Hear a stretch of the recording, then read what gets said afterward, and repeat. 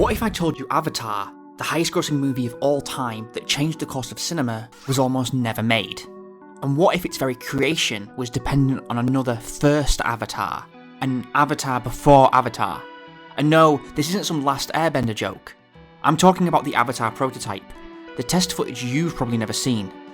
In this video, I'm going to explain why this footage was so revolutionary and important, not just to James Cameron's blockbuster success, but to cinema itself.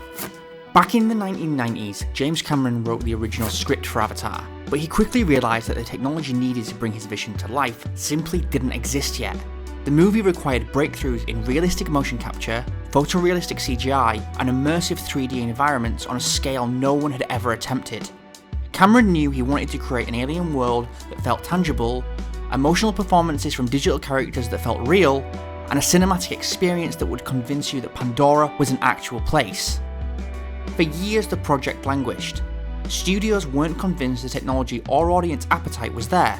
Then came The Lord of the Rings, and its groundbreaking portrayal of Gollum, which demonstrated that CGI characters could resonate with viewers. This opened the door for Cameron's imagination to finally step through, but he still needed one more critical piece of proof, a test that would show studios, and himself, that Avatar could be done. That brings us to 2005, when Cameron teamed up with Industrial Light and Magic. They shot what we now call the Avatar prototype. You only come and make problems.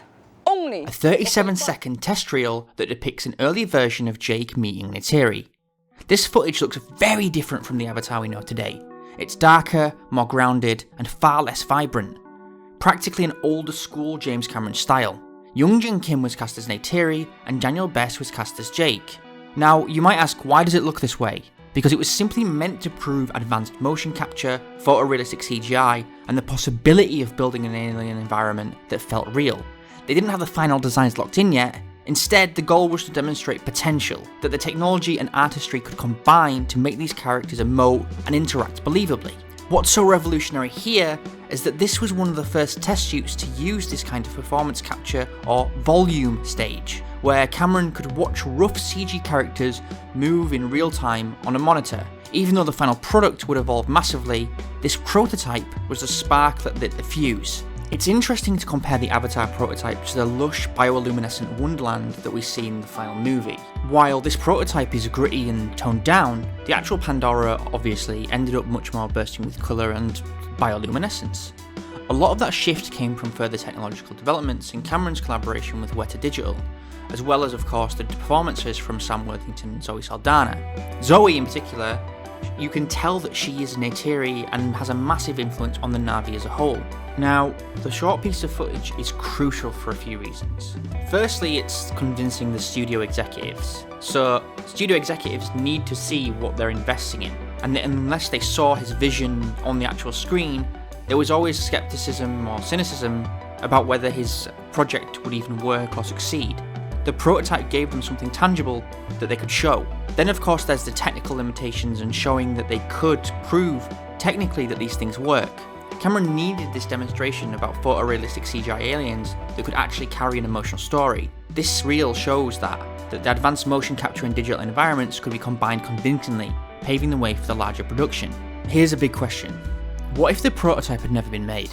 Or what if it failed to impress the executives? Would Avatar even exist? Would we have gotten characters like Thanos or the modern wave of hyper-real CGI characters if James Cameron's vision hadn't accelerated this technology? Movies today, from the Marvel Cinematic Universe to cutting-edge streaming shows, they owe a massive debt to the strides made by Avatar. They provided proof that this kind of storytelling was possible and economically viable. I like to imagine a world where Young Jin Kim and Daniel Bess had actually ended up playing Neytiri and Jake, and maybe it actually looked like this. Would Avatar still be the highest grossing film of all time? And would audiences have fallen in love with a more grounded, grittier Pandora? I'm not so sure, but I hope that they would have. It's a fun parallel universe to think about. Ultimately, this short test reel had a massive impact. Without it, we might never have stepped foot on Pandora, never witnessed the advancement of performance capture that shaped nearly all of blockbuster filmmaking, never seen 3D technology become a global phenomenon, whether you like it or not. But I'd love to know what you think. Did you know about the Avatar prototype? Do you prefer the concept of a darker, grittier look? Or do you think the vibrant final version is what captured the hearts and ultimately wallets of people worldwide? Let me know your thoughts in the comments, and if you enjoyed this deep dive, be sure to leave a like, subscribe for more, and as always, thank you for watching.